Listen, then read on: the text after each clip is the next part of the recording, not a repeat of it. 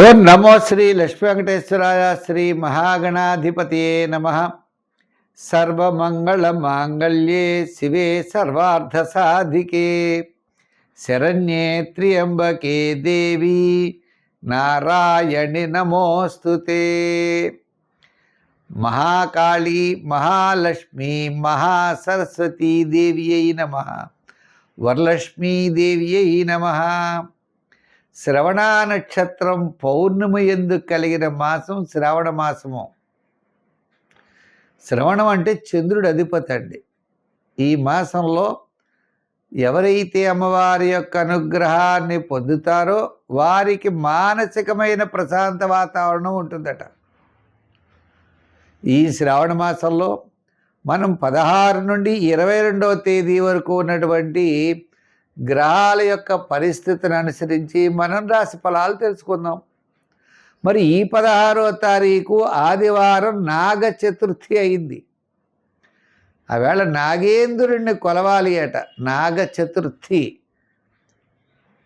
సంతానం లేనివారు, ఆర్థిక ఇబ్బందులు పడేవారు, రుణబాధలు పడేవారు ఆ స్వామిని కొలవాలి అన్నారు. సుబ్రహ్మణ్య స్వామిని. నాగ చతుర్థి అనేది అయితే షణ్ణాం మాతృణాం అపత్యం పుమాన్ షాణ్మాతుర. 6 తల్లుల చేత పెంచబడ్డాట స్వామి. అంచేత నాగేంద్రుడిని, నాగేంద్రుడు అంటే ఎవరనుకున్నారు? విష్ణుమూర్తి యొక్క ఆయన ఆదిశేషువు. ఆయన పడక ఆదిశేషువు మీద నిద్రించేటువంటి స్వామి విష్ణుమూర్తి. అటువంటి నాగేంద్రుడి యొక్క ఆరాధన ద్వారా, ఆ సుబ్రహ్మణ్య స్వామిని ఆరాధించడం ద్వారా మనం విశేషమైన ఫలితాలు పొందుతాము. అయితే ఈ యొక్క వారం మనకి గ్రహాల యొక్క పరిస్థితి చూసినట్లయితే కుజుడు మిథున రాశిలో, రవి బుధుడు గురుడు వారి కర్కాటక రాశిలో, కేతువేమో సింహరాశిలో, శుక్రుడు కన్యారాశిలో, శని మీనరాశిలో, రాహు కుంభరాశిలో, చంద్రుడు కన్యా తుల వృశ్చిక రాశిలో ఈ వారం చంద్ర సంచారం ఉంటుంది. మనం వారి ఫలాలు ప్రారంభిద్దాం. మకర రాశి.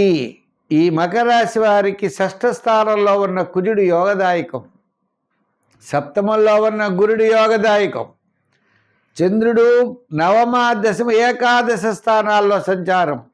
వార ప్రారంభం ప్రయాణాదులు ఉంటాయి. వారం మధ్యలో కార్యజయం, ధనలాభం, సౌపుణ్య కార్యక్రమాల్లో పాల్గొనుట, వారాంతం ముఖ్యమైన వ్యవహారాలన్నీ కూడా పూర్తి చేస్తారు.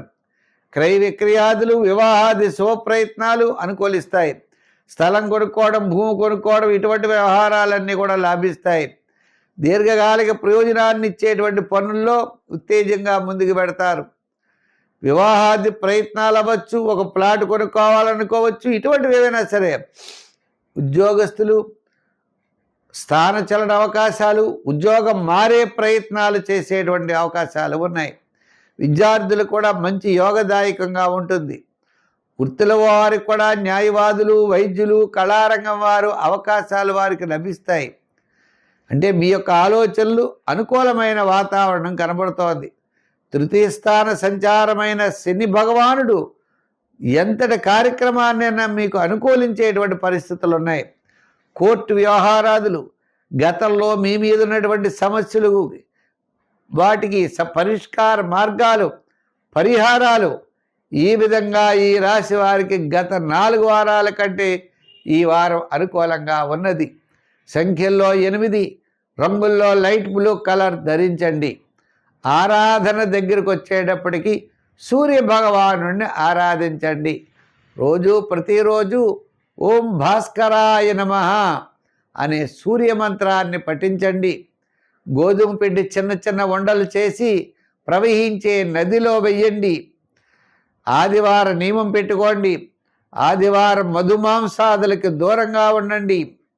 ముఖ్యమైన వ్యవహారం ఏమిటయా అంటే సప్తమంలో ఉన్నటువంటి రవికి సూర్య ఆరాధన విశేషమైన ఫలితాన్ని ఇస్తుంది.